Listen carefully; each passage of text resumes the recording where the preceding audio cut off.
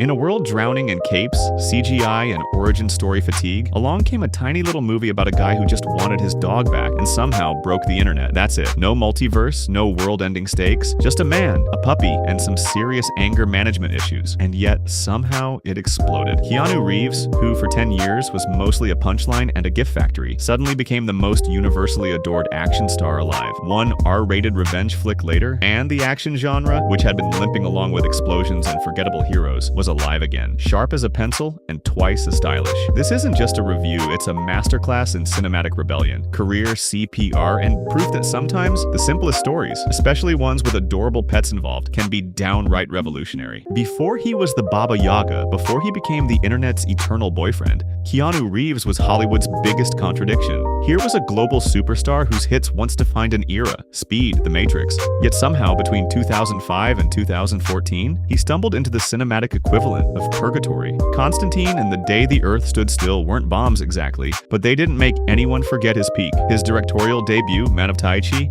barely made a ripple, and 47 Ronin, let's just say it left more than a few theaters empty-handed. That unmistakable star power fading like an old Polaroid. The industry didn't help. Keanu's trademark traits, earnestness, vulnerability, effortless physicality, were regularly mistaken for acting deficiencies. The goofball Ted persona clashed with the gravitas of My Own Private Idaho. His famously tragic English accent in Bram Stoker's Dracula became a meme, and the endless "whoa" jokes cemented a perception that he was more presence than performer. The truth? Hollywood just didn't know what to do with him. The camera craved his subtlety and physical honesty, but the era's storytelling trends were allergic to both. For almost a decade, Keanu's superpowers were left gathering dust. Meanwhile, the action genre itself was stuck in a creative dead zone. Post 9/11 gritty realism had given us shaky cam chaos a la Bourne, making fights look like abstract art, and not in a good way. CGI superheroes were flying around, cities exploding in 4K glory, but hand-to-hand combat, soul, weight, gone. Audiences were exhausted, burnt out on endless nightclub raves, predictable henchmen,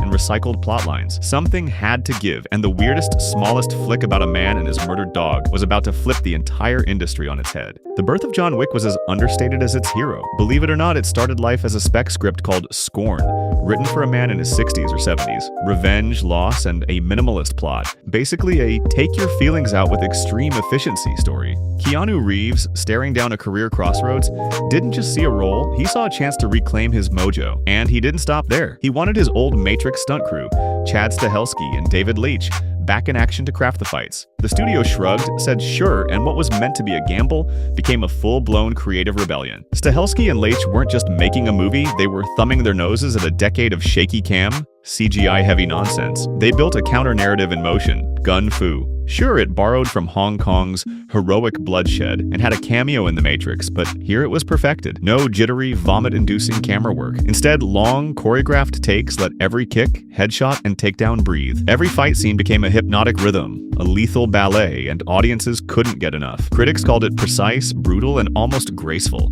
Basically everything the Bourne franchise refused to be. The genius wasn't just in the choreography. The plot, shockingly, was about a man avenging his puppy. That's it. A simple, emotionally honest motivator that let viewers forgive, heck, cheer for Keanu mowing down an army of bad guys. Minimal exposition, maximum emotional punch. The Continental, the gold coins, the hidden underworld, all of it teased, never spoon-fed. The result? A perfect storm. Practical action for an audience numb from CGI, and a hero who felt both human and unstoppable. John Wick wasn't just a movie, it was exactly what the action genre didn't know it was begging for. John Wick wasn't just Keanu's comeback, it was his chrysalis. Overnight, he went from sad Keanu meme fuel to cinema's holy mix of tragic samurai and internet's favorite boyfriend. Wick's ice-cold vengeance mirrored the real Keanu. Soft-spoken, generous, almost annoyingly wholesome. And somehow, that made him the perfect face for mass murder with a conscience. With that clout, Keanu didn't just resurrect franchises, he turned into a brand of authenticity. Comics, games, music,